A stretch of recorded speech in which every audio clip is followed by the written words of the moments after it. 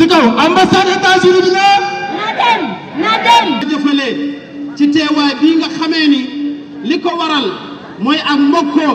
li ko waral mooy ànd ak dëgg li ko waral mooy gëm ni képp koo xamee ni dangaa ferek seytaane doo am ndam ci xeex bi nga xamee ni dangay xeex dëgg jataay bii loolu moo ko waral ñu leen ciy gërëm di wax nag ci turu képp koo xamee ni ak jullit nga dëkk fii ci réew mii di Sénégal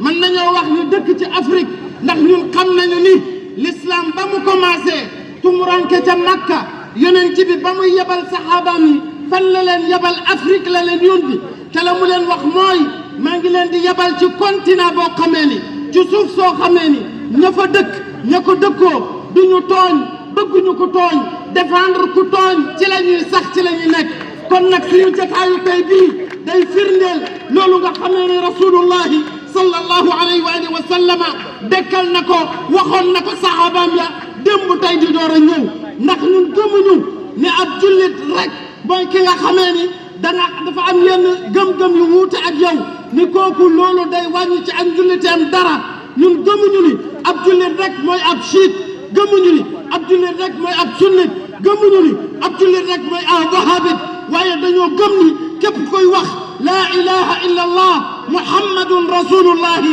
ab jullit nga foo mën a doon foo mën a bokk noo wala wuyoo ab jullit nga kon nag kooku dañu obligé défendre ko aar ko sàmm ko donte dafa dëkk Liban wala dafa dëkk Iran wala dafa dëkk Irak ndax lan al muslimuuna fi tawaddihim wa taadudihim kal jasad al wahid ida ishtaka minhu udwun tadaa lahu sairu al aadai bisahri wal humma kon muy iranien bi na xam ni kon muy libanais bi na xam ni kon muy irakien bi na xam ni xale bu jooy Liban wala Iran wala Liban dafa mel ni fii la jooy ci Sénégal jigéen gu ñu tooñ dafa mel ni fii lañ ko tooñee képp koo xamee ni bamb nañ sa kër dafa mel ni suñu kër la ñu màbbu ñi ngi leen di jàppale ñi ngi yëg ni ñuy taxaw seen kanam di leen ñaanal sa borom yàlla mi am ndam yàlla mi mayoon ndam yonent yàlla Muhammad ci kaw Abu Jahl yàlla na ko may ci kaw yàlla na ko may suñu mbokk iranien yi ci kaw Iran ci kaw américain yi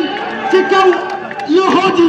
yàlla subhanahu wa taala mi nga xamee ni moo muccaloon yonent yàlla Moussa may ko ndam ci kaw ñi nga xam ne dañ ko contrôle muy Firawna ak nitam yàlla moomu moo fi nekk bu ñu àndee ngëm gi bu ñu àndee dëggu gi Iran ñooy am ndam jullit yi ñooy am ndam chia yi ñooy am ndam sunna yi ñooy am ndam ñëpp koo xam ne ahlu tawhid ñooy am ndam wa axiru da'wana an alhamdulillahi rabbil alamin askanu Iran lu waral ma bëgg a gërëm askanu Iran ndax askanu Iran tey won nañu kan mooy États-Unis États-Unis dafa muuru woon moom mooy gën a mag ci àddina waaye tey jii waa Iran won na àddina que lu mu doon muuroo moom nekkatu ko moom nekkatu ko dama ne États-Unis nekkatul tos ndax Iran wane na ko waaye waa Israël ak États-Unis def nañu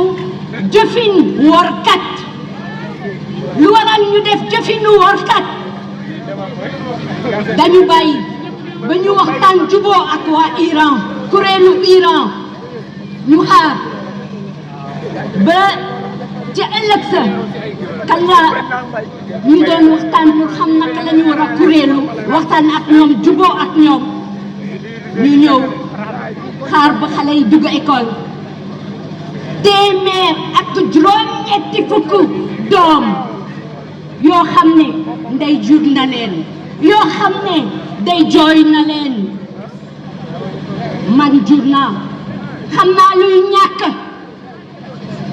ndax sama doom bu jooyee ma jooy waxatuma la ma yar sama doom mu dem école 7 ak juróom-ñaari at ak fukk ak ñaari at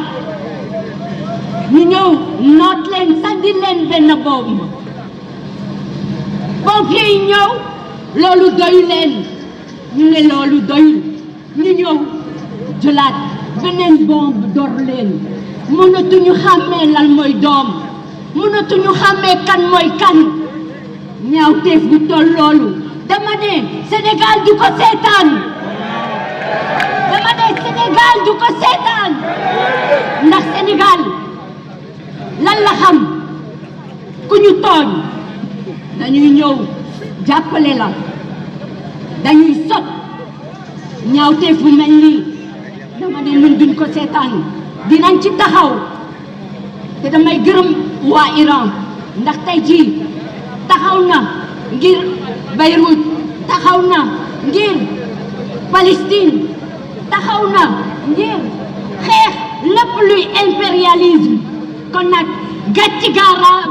gàllaama Iran jërë ngeen jëf gàmma xewal. Vive l'Iran, vive la Palestine libre, vive Cuba, vive le Venezuela, vive le Sud global. Je ne suis pas l'initiateur ni l'inspirateur. J'ai été parmi de dignes fils du Sénégal, de dignes fils hommes politiques, religieux de la société civile qui ont décidé de dire non, de ne pas se coucher comme certains pays et certaines autorités le font à travers le monde. Aujourd'hui, ce que nous constatons, c'est que Trump et Netanyahou sont en train de décrédibiliser les Nations Unies. Cette guerre a été illégale. C'est un secret de polichinelle que de le dire. Tous les médias, tous les observateurs du monde ont constaté que cette guerre est illégale. Il n'y a ni cochon du Congrès américain, ni le peuple américain que nous aimons aussi. Mais malheureusement, ils sont tombés sur une autorité, sur un président qui veut semer le chaos dans le monde. Même le peuple américain avait demandé à son président, lors de la campagne électorale, de ne pas engager de guerre au niveau international. Loolu mooy dëgg ñun dañu nekk ay doomu Sénégal ak ay doomu Afrique yoo xam ne bëgguñu wone ne dañoo nërmeelu dañoo accepter li ñuy tuddee l'arbitraire. Aujourd'hui, le monde arabe, ce ne sont pas tous les pays, mais certains pays du Golfe ont permis aux États-Unis d'avoir des bases dans leur pays, d'utiliser son pétrole ou d'utiliser même ces bases pour bombarder des pays frères. C'est ça le malheur du monde. Malheureusement, ñun suñu réew yi li nga xam ne mooy conscience populaire bi dañ ko war a gën a yokk parce que lii moo tax ñu créé comité bi SOS Sénégal contre la guerre en Iran. Et nous avons une bonne idée de ce que nous voulons faire. Ce n'est pas uniquement l'Iran qui est la menace. Vous vous rappelez du président libyen Muammar Kadhafi. Et pourtant, il l'avait bien prédit. Ce n'est même pas une prédiction. Parce que dans son projet sordide, Israël a menacé le monde, a promis de créer le grand Israël. Après Iran, Irak, Libye et la Palestine, aujourd'hui même la Mecque, qui est une terre sainte, sera agressée par Israël. Ça, c'est clair. C'est un secret polichinelle. Li ñu bëgg a wax mooy li nga xam ne moom mooy lii raam ci ñag bi la jëm tôt ou tard même suñu réew yu ndaw yi di am pétrole ñu foog ne ñun ci jàmm ji ñu nekk ñi la ñuy continuer bu ñu taxawul am fulla keroog bu ñu paree ci ñële ci ñun la ñuy jëm. D'ailleurs sax loolu nekkatul lu yàgg parce que ñoom nee nañu Afrique mi ñu coloniser woon dañ ko bëgg a coloniser waat. Loolu mooy projet bi nga xam ne am nañ ko ndax dañuy continuer di toog di nelaw di tëdd naan suñu yoon nekku ci. Sénégal doomu Sénégal la yoo xam dañu ràññeeku woon ci xeex apartheid wàññeeku woon ci nekk ci wetu Palestine. Lan moo tax Amérique di jàppale Israël di ko financer di ko taxawu bu Netanyahu waxee aywa sax Amérique ne aywa nañ leen guerre waaye lan mooy ndeyu Iran warul mën a jàppale Hamas ci Palestine nga xam ne c'est un mouvement de résistance qui n'a pas voulu se coucher. Lan moo tax Hamas warul jàppale Hezbollah nga xam ne ay palestiniens 1948 ba tey dàq nañ leen seen réew ñuy tontolaan ci àdduna bi. Ana àdduna bi nga xam ne dañ ñëwoon après deuxième guerre mondiale ñëpp ko bokk ñëppay ànd ñun on n'a pas le droit de se coucher. Heureusement que suñu biir Sénégal gi am na ay autorités yoo xam ne seen kàddu ñun ci comité bi dañoo jàpp ne lu ñu war a dooleel la le Premier ministre Ousmane Sonko a eu un discours révolutionnaire qu'il faut appuyer et élargir et accentuer. C'est ça, c'est un discours digne. Mais malheureusement, à côté, certains vont vous menacer même de ne pas participer à une manifestation parce que ragal nañ nee nañu buñ fa filmer waa ji wala ñu gis la fa tu es une menace wala doo bëgg a dem Amérique doo fa dem wala boo de bëgg a dem dëkk Europe doo fa dem ñun amul Amérique amul fu mu mën a doon contre ñu dëkk yooyu parce que ay dëkk lañ ñu yàlla tabax ay pays frères lañu waaye seen njiit yi bu ñu bonee dañ naan bon nañ. Trump est une personne, est une autorité qui est dans la folie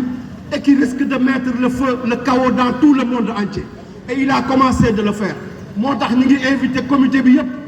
bépp mouvement de droits de l'homme bépp membre de la société civile mu ñëw ñu ànd ci biir comité bi.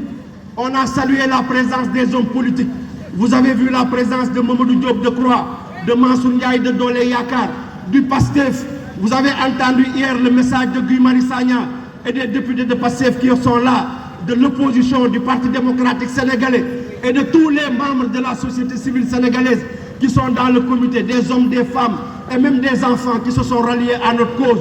Loolu la ñu war a def ànd joxante loxo pour xeex li nga xam ne mooy Israël ak Amérique lu nekk ci àdduna bi. ñu ngi leen di gërëm yéen médias wu Sénégal ak seen taxawaay parce que nangu leen ànd ak médias wu occidentaux yi nga xam ne dañuy manipuler. fi may jeexalee mooy ñi ñu bëgg a dugal ci débat bu nga xam ne amul benn njëriñ. Il faut comprendre les enjeux, ne pas se limiter à des détails. Lan mooy sunnite lan mooy chiite lan mooy sunnite lan mooy chiite